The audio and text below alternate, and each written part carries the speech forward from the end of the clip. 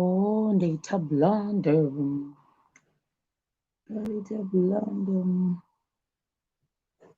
Say people. Hey, kusiyazochinja position up. Hello. Hey. Hey. Moise.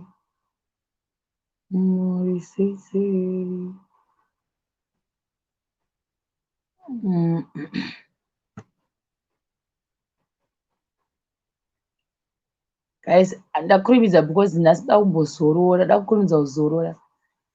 Saka ndatega ndingokasira kunge ndo live ndombonosiya mhorosana nevanhu uyu vashoma yacho nangoti tikaita 3 it's okay, haisi problem because da kuchinja timetable yangu yekuvata so that let's say ndikasirawo during the day ndichimboshanda manheriwo ndakasira kuita maybe malive, ndakasira kuita live ndokasira kuzorora.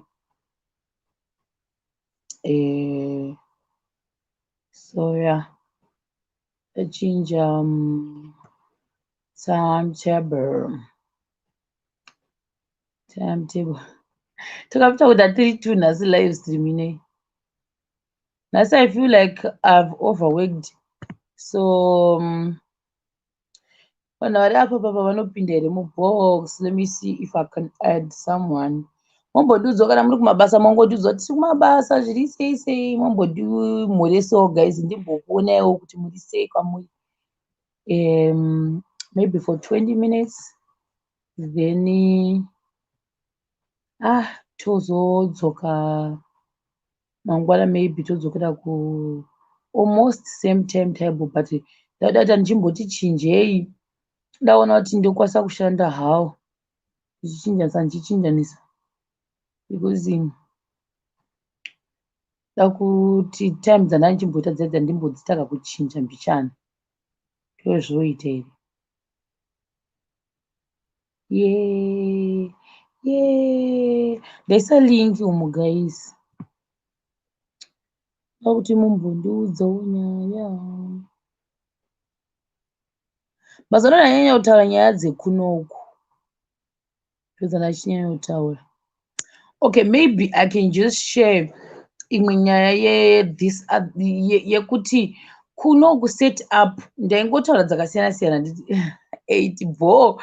Saka pepe ndaitaura ndichiti takataura nyaya dzekuti mateachers, tikataura nyaya dzemasalaries avo vemunomu, tikataura nyaya dzekuti mafunerals, tikabva tikataura nyaya dzekuti maweird things, matemples, matrips.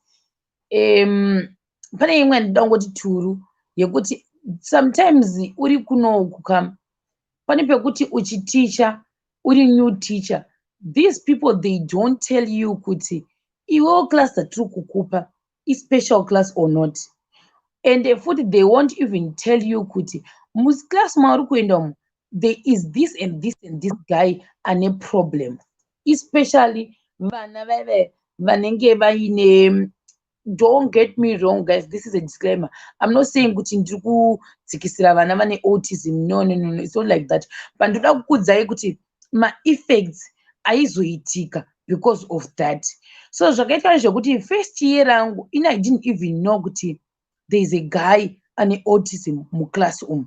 So zvaizoita inini ndo zvatakaudzwa nevana vacho nemuclass umu kuti ndo ane autism, saka musiye akadero. First day, first semester, mukomana uya aiva very aggressive, and akapinda muclass aipinda achiita zvando aideedzera muclass, adeedzera aitanga kurova vanhu vese muclass mambama.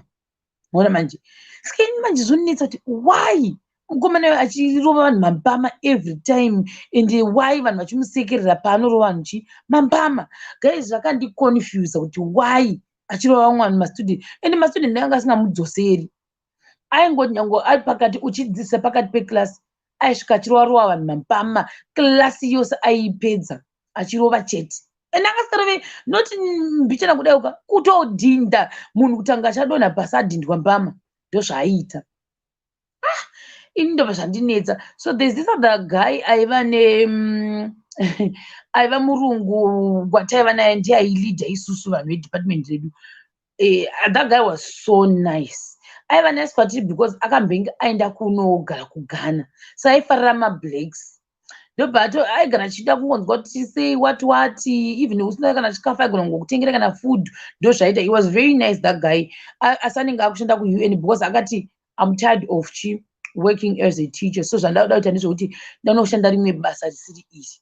Zvoroti chikoro chake aistada online ndozvaita masters yake ndofunga akatozopedza izvozvizvi. Then ndobva ndatoenda kwaari ndikamuti wonaka iwewe ainzi Kalam. Ndikati Kalam sha, I'm having a problem with this other student muclass inonzi 2/8.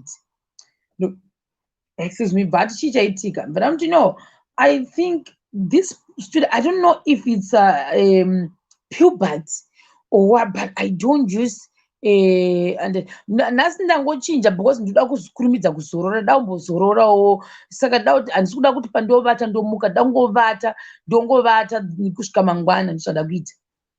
Handisi kuda kuvata ndozomuka zvondigwadza, saka bva ndaita sei, ndobva ndamuti so what should I do with that student because andinetsa ende muklasi anoita noise, anogona ngoya nyangwe ndakabata mabhuku ongomatura omakanda uko, saka handisi kuziva ndoita sei nemustudent iyeye. Ndobva anditi did you talk to class teacher wacho? Kuna anonzi homeroom teachers ndo anonzi class teacher. So did you talk to the classroom, to the homeroom teacher? I don't even know his homeroom teacher, right? Mind you, when you're talking to these people, just I don't even know his I don't even know his classroom teacher. I don't know what to do. Oh, I don't even know his homeroom teacher. Because unotochinja the way unotaura panguva yacho iyoyo. Chinombotiza kachirungu, chinombotiza kuti nzve kuinda so kuita kuti uda kubudisa sentence ka zvinopiringishana uchibudisa so maona manje. So apa unonga kuti ana murungu apa ndiye boss wako on top of that.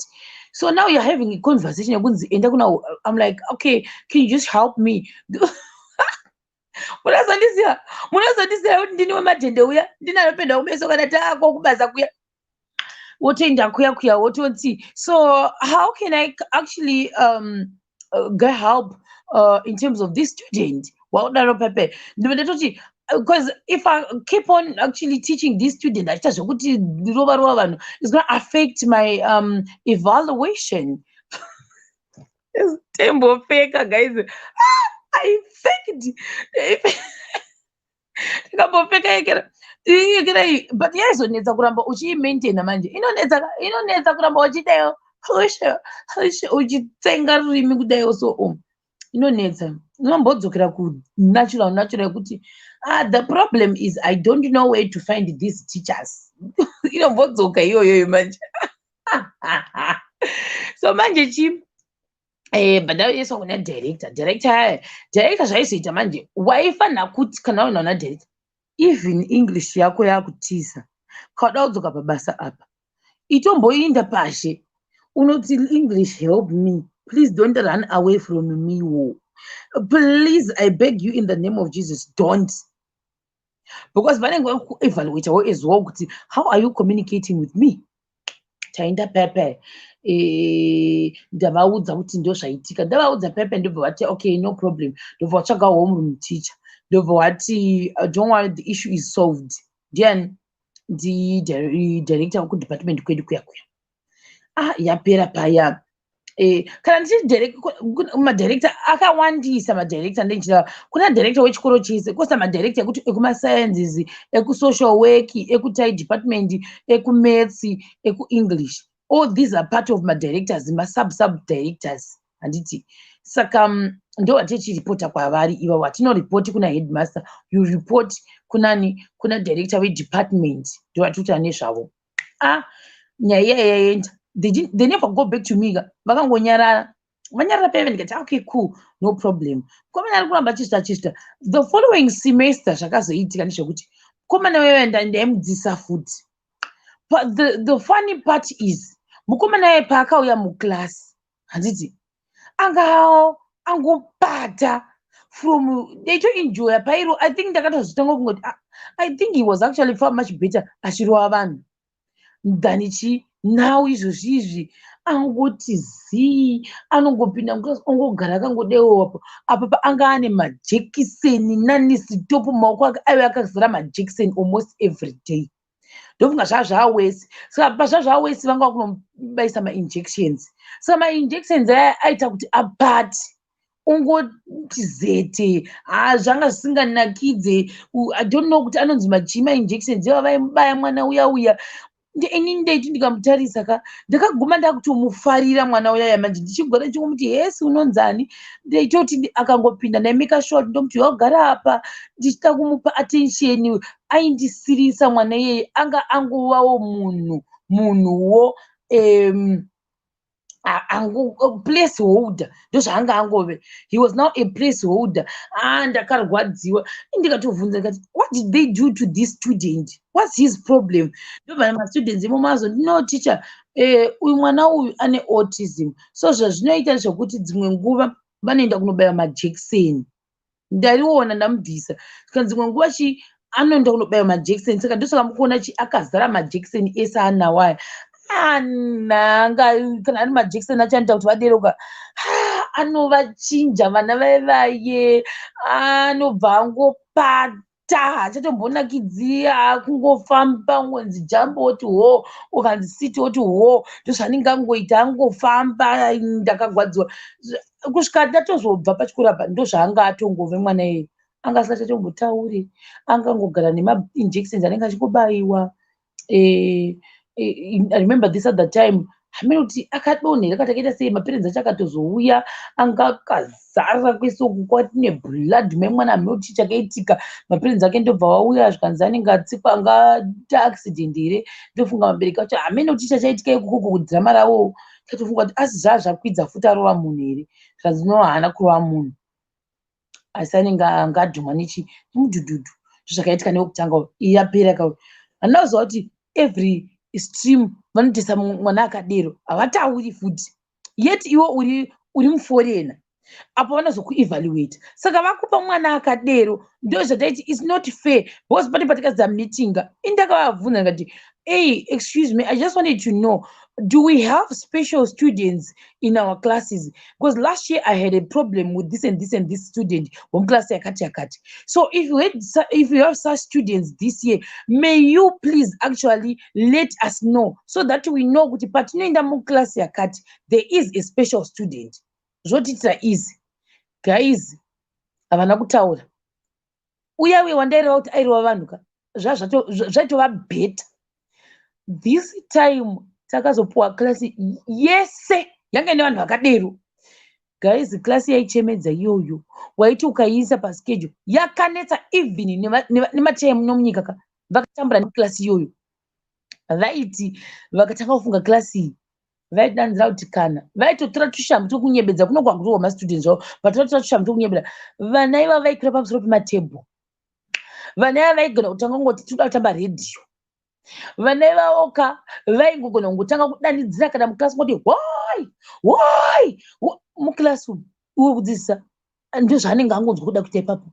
Kune mumwe wacho iyoyo klasi iyoyo kandakati nyangwe zvikazonzi in my entire history ndakambodzidzisa vana vanga vakadero iyoyo klasi yanga yakaselektwa vanorovana vanotamba bhora muklasi ende manje zvavaiita vainzi mutambi bhora muklasi ka waiti ukavatorera bhora muklasi momo unozva zvavaita vavasingatyi kana ticha kana kuti kana director wanga asingatyi vaiuya voti teacher you take my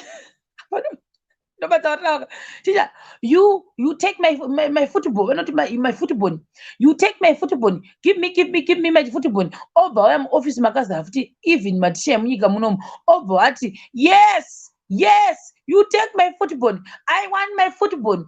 Anenge akamira pakati peoffice ka anenge akamira pakati peoffice even a director varipo vanenge akamira kuti teacher Sharon apari kutsva klasi yaka vandingazoguma ndakwirira navo vastreama head manje vaineyo vaindichemedza guys vaiti aisvika ubva ati saka pane mumwe wacho aitonzi uyu manje haana marikira aisvika obva aisa maoko mumwe ticha Sharon muofisi imomo vari kutsvaga ticha Sharon unai ticha Sharon football apa gaya kuti muofisi imomo mamurika hausi wanika mune more than 50 teachers vanhu vese vaisimudza musoro kudai usoo kuti ticha Sharon vari kutsvagwa nemustudent zvonzi vajamba class no she take my football. She take my football. Give me my football. I want my football. I want to go and play football now. Because vanobvunza kutamba kana asingadi akaneta anobvunza kutamba anobvunza futi kunovata. Pekutanga ndakaramba naro ndikati azviite. Tangai maita sei? Mamboita kunovadzoredzera because ndanyara navo. Koti uyu akauya manje iye manje anga asingaiti zvaiita anyatsoita zvinhu zvinokufinhura zvizvo zvekuti zvinosemesa aigona kungoti aigara achifura kudai usoo uyu achiti zvaaizoita manje aderoka aibva auya obva abata futi paukagara pachona abata obva abata futi mabhuku neichikubva why makandipa klasi inoyi Jehovha ndirimo ndakamboita mumwedzi wese ndichienda muklasi menyu ndichidanzira kuti haugona tichi why ndikutamburira kana I won't do that. Ndaiti ndikasvika beme ndaiva 1 hour ndaisika vanyaradzi ndasingaiti anything. Lucky enough klasi yayo yakabva ichidyobeniswa mamusina kamera ndaisvika ndogara weni ndaisvika ndinyatsoti vanyatsozva kuti kuklasi kuti kuina kunogara ndikoko because ini ndakaenda kunovaudza muofisi kuti vana ava makandipaka vanonetsa. I don't even know, I don't understand them. Handiti vangotonokwira pamusoro pematebhuru vanotokwira pamusoro vaibuda anoslida kamahwindo vaibuda pamabhalkoni pekuti anogona kudonha from there kuenda pafloor onosvika unofira ipapo ini ndiri kuvakonewa. Saka muita sei chii vaimundibatsire month yese ndiri kuvakumbira kuti vaimundibatsire vari kuramba saka ini ndoita sei ini handisiwo muno munyika kei ini ndofirei at the end of the day ndikamwa contract ndodzokera kubasa kwedu ndikanzi ndirikomba ndiri panapa hapana, there is no way futi yekuti ndicharamba ndiri pano pachikoro inini ndinozama hangu but ava now I give up. Ndaisvika ndogarawo kudai ndovatarira ndakambotosvika month ndaisvika ndogara ndovatarira kudai so kana ungononyora apa pakuti write an essay ndonyarara ndovatarira ndozvandaivaita. Kusvika ndazonotora vamwe futi mai vaiva ndaikudzaiti vanotyisa nemastudents futi kavanotaurisa vaive ndikati ndokumbira mumboinda neni kuklasi because ndatambura ndobva vamboudza homeroom teacher akavatadza. Saka inini manje muforera ndindaizovagona ndaivagona hawo kana mai mwana Alice Zuze mina ndingokupa lingi asi ndakasirisa mina ndingokupa lingi Alice ndakasira because ndakukasira kuzorora ndikati kana inini I cannot handingambovagoni chii fungisai tione picture yako alright ndiri kukuona kuseri mina ndanga ndapedza then zvadero mai mwana ndaita mwedzi wese ndakagarayo vakanditarisawo ndakagara ndikati ndikoko tinotoupedza mwedzi ende salary yangu inenge ichipinda then uyo apa vasikuzva chirungu ngati yes at the end of the day I'm gonna get paid. Keep making noise. I don't care anymore. Why should I suffer?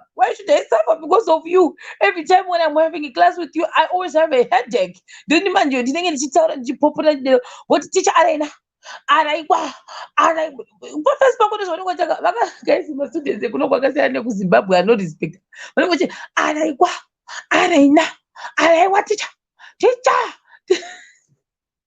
aklasi iyoyoka ndatombobvunza liksi kuti vana vavo uchiri kuvaona here vanga vasingaiti vairwadza vanaivo vadero manje vapefu matacha manthi yese kusvika manje vakuzotanga kuekera nyaya yakatosvika una director zvichinzi vanesa chikoro chese even vemuno maidanzira pane one wacho aiti akafura kudai onobatana iye akaita mbiri kusvika maparents avo vazodaiwo chinzwai kudhifenda kwavakavaita vakati takaita research kwakati meeting about that class meetings not one chet zvikanzi we had a research about this class. Our research yatiudza kuti these students this student uyu are not the problem is kumba kwavo anoabuswa ana stepmother then baba vake vanomurova because anga nemamaki the whole body even kumeso kwake zvaizoita mustudent uyu manje anga nekufesi kwaita kunge like unozwa kunge amene kuti vakamurova kusvika pakumucheka here. I don't know what happened, but zvaizoita kunge manje akutongokura achitongoluka kunge muthagi, yet pamwe anenge ari innocent because of kurohwa kwaiita. Dzimwe nguva I think aichiva asina food, saka zvaakazoitika zvekuti mustudent uyoyo manje achidera dero, saka zvaizonzi ari kupedzera whatever maemotions ake anouya omapedzera muklasi nekumamwe mastudents, ndo zvaanoita. Iresearch yakanga yatoitwa nevanhu munyika vatambudzika neklasi iyoyo, ndokuti every student vanoita research guys, vanyora mabhuku about those students. Asi uyu anga atenderedza musoro munhu wese chikoro chese, ndiye akazonzi aiwa ari kuabhiswa kumba, ndo zvikuitika. Then ndobva atanga kuwirirana nomwasikana. I don't know what happened, but akatanga kuwirirana nomwasikana. Ini zvaindinetsa kuti nepersonality yake nebehavior yayo, alright iri bo next time nepersonality nebehavior yake ka akwanisa kuintegrate, ndobva tanga kuwirirana nethis other group revamwasikana vaigara. Chakaita kuti aite assimilate nevamwe vanhu vacho neloud behavior yake inhau yekuti this guy, even though aiva rude aiva chi, but munhu ari intelligent, ndiye aiita mahighest everywhere masubject ese. So because unogona nyange zvichinzi une zvauri kuita, people are forced to like you most of the time, ndo zvazvinotoita. So now vanhu vevasikana vanga vasinganyatso kugona vaifara zvekutamba vakafana kutanga kuita sei kutamba nemukomana uyu, because vaida kukopera. Vanhu vekunoku vanokopera guys, it's allowed kukopera. Vanokopera zingatomboite, vanokopera kwete zvekumboita zvefongkong, vanokopera. They can copy for the whole world. Vakopera kudero ndokuita sei kuwana shamwari kwakaita mukomana uyu, because anga ari intelligent. Then manje mukomana uyu mukuita intelligent make nekukopesa vanhu pepe, akabva atanga kufarana nekamwe kabhebhi mugrupu iroro, ndobva atanga kudana nekabhebhi kemugrupu umu.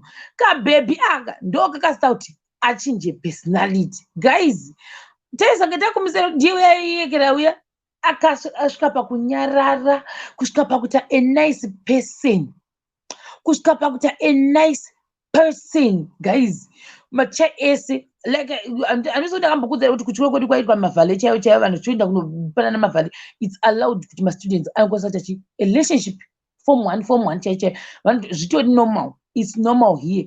Saka manje bva matichers ese ndobva toti chirona tifunga kuti mukomana yacho akunetsa because ane girlfriend. Azviroverweka, hazvitomboroverwi munhu kuti aita girlfriend, zvitori normal. Saka ndo zvazvinoita. So dada kutoziva kuti ningi anodana ningi, maiweko ndo kwakuri kudepartment kwangu kwelove nekumbogadzirisa. Dzimwe nguva ndaizombouya kakwatiri ndokuzonzi tichandotengerei musikana wangu. Aya ndaisoseka guys, vadero kana kunzi akandiramba. Pane mwakambochema mbeta kudzidzisa mastudent ekunoga kwakune ma-ups and downs, but nyaya dzelove ndo dzaizondispaka manje. Uku kumajunior kauku havapera apa. Yaizondinakidza yekuma-love matters manje kumafomu. Ndanyanya kukuitana nemaform 5 because ndaizoticha maform 5 futi. Maform 5 ndaiva close nawo guys. We could go out nemaform 5. Even form 6 tairamba tichiwirirana because inenge yasima head, taiwirirana zikamboiti. Saka ndo mastudents okuti munoita nyaya navo manje, kana kutogara pasi pemumvuri mototaurirana, kana kutotaurirana unegotiate kuti test haufa. But maisingafani kuzonyanya kunegotiate zvokuti zvobva zvanoita easy kana kuti havazonyori test zvatesta secret toti iwo alright ngatiti tinoti nhasi hakuna class, but hamufani kusvitara kumatitle teachers. Yava pacondition because vamwe vacho vanhu kuno vane guhwa rimwe riri serious. Saka zvaizoitika zvekuti pane vamwe vakamborwirana baby, mabest friends, kutongikindisana ikatoiswa kuna director nyaya yachoni, ikangonzi musazodei kwakutopera nyaya yachoni, musikana bva adzokirana. Then kosta mumwe futi akarambwa, imwana yaye aikandirwadza because she was so cute, apa anga aigona. Then mukomana wake manje waidana naye ainzi he's from a rich family. Handiti mukomana aibhanga maklasi. Munoziva munhu unonzi unobhanga, aibhanga maklasi. Chaiva ndizoziva kuti anodana nemusikana inhau yekuti pamatest paper pane panonzi makufanira kuisa mabooks. Unozozviona kuti mustudent anga asingauye because register unenge unaro, ndo pavanouya kuzonyora matest, and haubvumidzwi kumurambidza kunyora test iyoyo, and haubvumidzwi as a foreign teacher, haubvumidzwi kufoirisa mustudent. Akafoira unofanira kuramba uchimudzokoredzesa kunyora chitest. Saka isusu first year tatakapata taizviita, second year tada kuti no, why should I suffer? I can't suffer. Ndinomupa essay write about my family. Out of 10 ovampa 6 out of 10 watopasa. Ndozvataibva taita because it's not my fault anga asingauye kuchikoro every day. Saka manje kuti ndizozoti uya mukomana uya andane musikana inauye kuti mukomana yanga asingazive kana tse kana d kunyora pakati d anga asingagoni, the anga asingagoni, cup cup anga asingagoni. Uyo ndakati ora iti saka ndaigona kumechesa ndokwanguriko maiwe ndati who is your girlfriend. Saka maclassmates anenge achiziva kuti ndozvavaibva kuti vobva watasa kune bhebhiriya kana bhebhiriya vati me ndozvavaita zvainakidza. Then vadero manje wobva wanzi ndondati ora chidi chimubatsira, ndozvataibva tati chimubatsira maquestions acho kuti ngo apase zvipere but ndasingazomupi full mark ndaimupa half. Ndozvataiita nyange akawana zvese. Saka manje ndaitoziva kuti they are dating. So mumwe musi so vatostream ahead akomufeso wako ari kupi, mufeso wako ari kupi. Zvikanzi akandi nema dzangu vangosara vastream ahead vangu vachiri sineni because ndakazoda kuzama kuti ndivatore navo ndimubvunze mukomana kuti kwewo wakazoramba baby sei. Handiti mukomana akangoti I don't know. Musikana yamba ndazomuona musikana akatanga kuchema, akachema muklasi akati I always do everything for him, I do his homework, I do everything but he just don't want to talk to me. Mwana anga atange kuchema muklasi. Guys, ndakatoti svika pakuda kutodonheswa musodzi apa mukomana atoripo achingoti teacher I don't know. Ndozvaita izochi mukomana uya manje is a YouTuber. Ma-YouTubers emunomu manje ka zvitori fani zvinhu zvavanoti tapopular nazvo anotowana mamillions emaviewers. Ndakanga nanguti channel yake yainzi chii but andazvongodhiraivha mudhudhudhu kungoti view achitawana 1 million viewers. Ndo zvinomisa mari futi mufesi iyeye because ane macompanies anotomuhaya for that. Waona manje saka anogara aita sei achigara ndo chirungu chavo chokuti I do his homework, he not care for me, he not care for me. Ndomatariro anoita kubva tongochema all right uya ati no teacher I don't know, my little teacher I don't know. Saka wadii kungotaura naye chigara padivi nepadivi ka dzingongonongoti all right iwe chigara padivi timakapo twairambana twaindirwadza. Pane imwe yakandirwadza futi yekuti kamusikana kakaindifanira kakati teacher I don't know, he don't want to talk to me. Why? He find another girlfriend. Rudo rwemastudents ka waizondirwadza nzi ndobva mumwe musi vazondiona zvikanzi teacher ndoda kuudzai zvakaitika tikati chii zvikanzi zvikanzi ningirikini uyauya ini ndodzifara nyaya dzelavhu zvikanzi nani nemusikana nemukomana teacher moziva kuti chii musikana uyu inini ndaida kutaura naye actually ndaida kuenda naye out.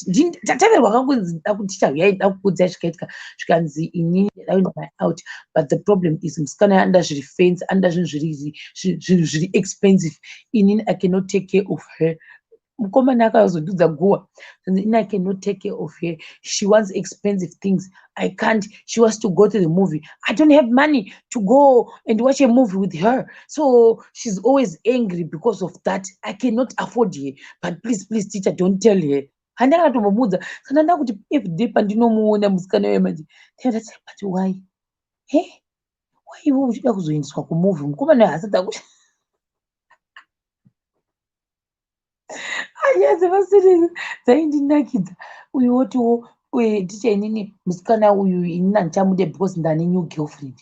New girlfriend iripi guys? Ainzi new girlfriend wotiwo nyatsoona kuti hey old girlfriend achaqualifya papi papapa. Taimbonakidzwa mamatching ekunoko because vakazvinormalize I think kuti vanhu vanoita sei vanowekera kaimbo the happy family uri sei Ndiri bo uri sei chero ndozvendiri. Yeah, ndatozviona ndikati rega imbojoin now. Ndatozviona. Ndida kuti pandooranda ndombonyatsa kuzorora mangwana. Zorora. Yeah, ndizvozvo. Kuri sei uda kumbondiudza kuti chiinasi? Ada kutongokudza hangu nyaya ye-like life experiences. Zvafanana like a foster child, right? And you know what a foster child is. Iwo wakamboita a foster child. Foster child. You know what it is? Okay, like you are adopted, but you won't be. So kungoita temporary. Yes.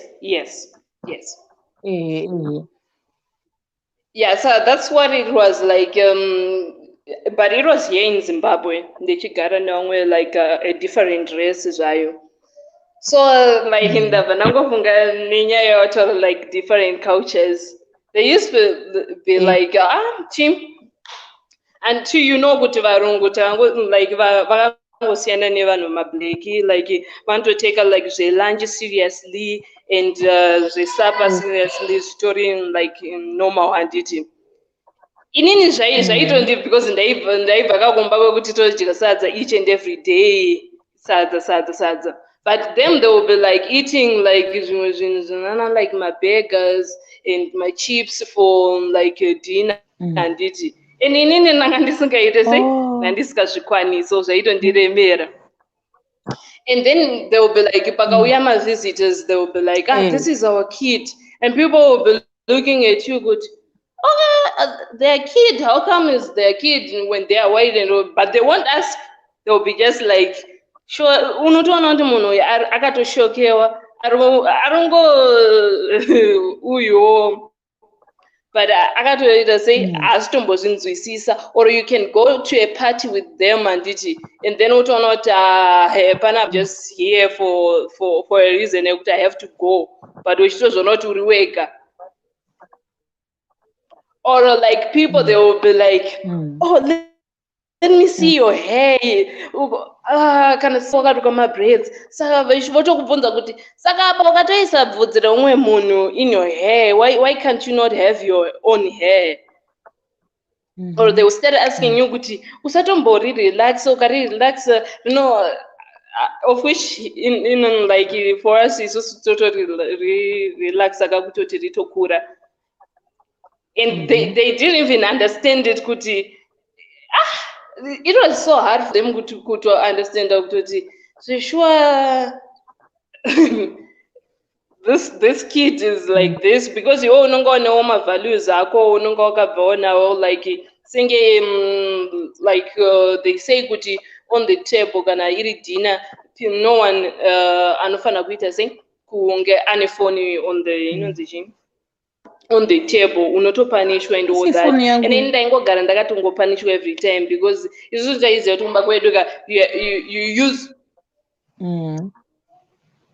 Can't let me remove. Okay, unyaswa ndinzapo because ndikunzwa unge uri mashure mbichana. Iri kubreka. Oh. Saka ndichitaura zvangu.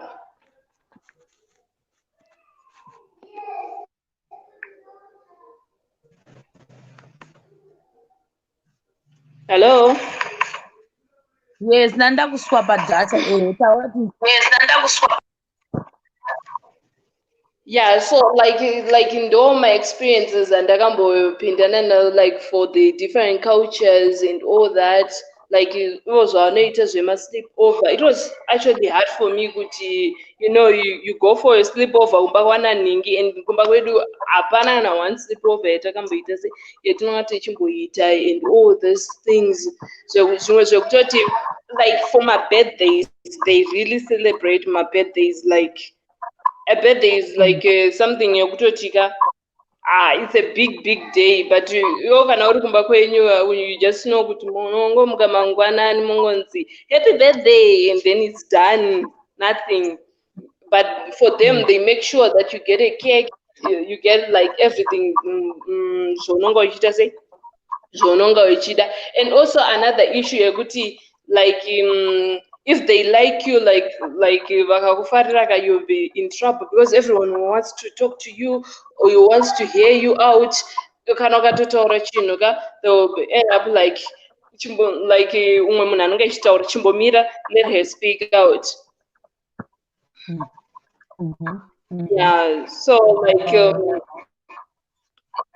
it's like so different from like my household. Nechi nene koko. Alright, wow. Akakata uri kuZimbabwe kana kuti another country? No, I stay in Zimbabwe. No, I mean kwa ukaenda ikoko kwangu uri kuZimbabwe kana wamboenda kune another country? No, it's just in Zimbabwe. But andikuzwa kuti kufoni yangu kana kuti chii. Even uyo anotomboda achibreka tisinaka kundinzwa here.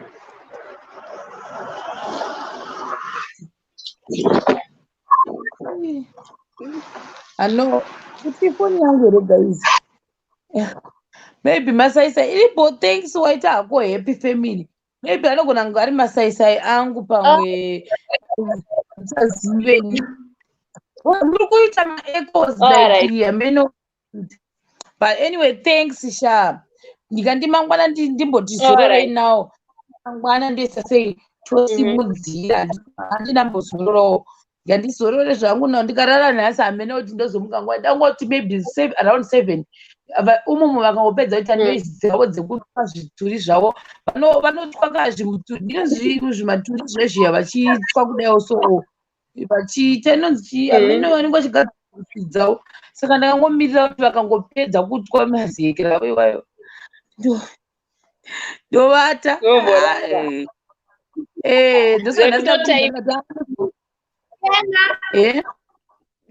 hanzi nditadiwa no tadiwa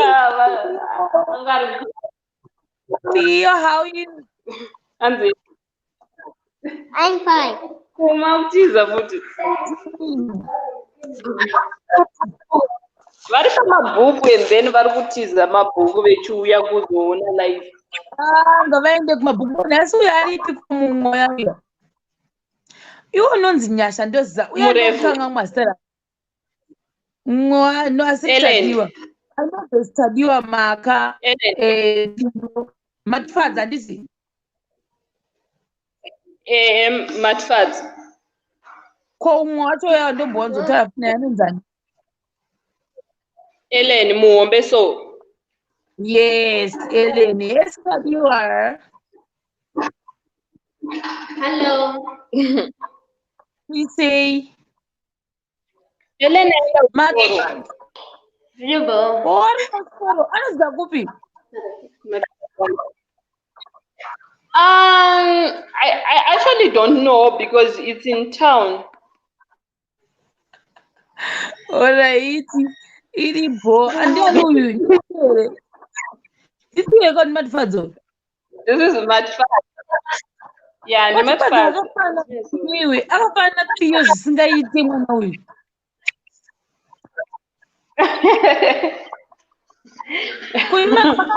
inyaya kuti vavango iye ndiye akati anzi ndoda kugerwa. Oh, but she looks cute. Are cute, but more extra kana ane bvudzi rake. But bvudzi rake rinoreba. But kumba kwenye kuhombe. Uraza kumba kwenye kuhombe singamboite. Kuhombe. Kunooneka ndofunga munotomboshaya kuti Mwari papi nacho nangu uti happy birthday kuna daddy vako. All right. Iri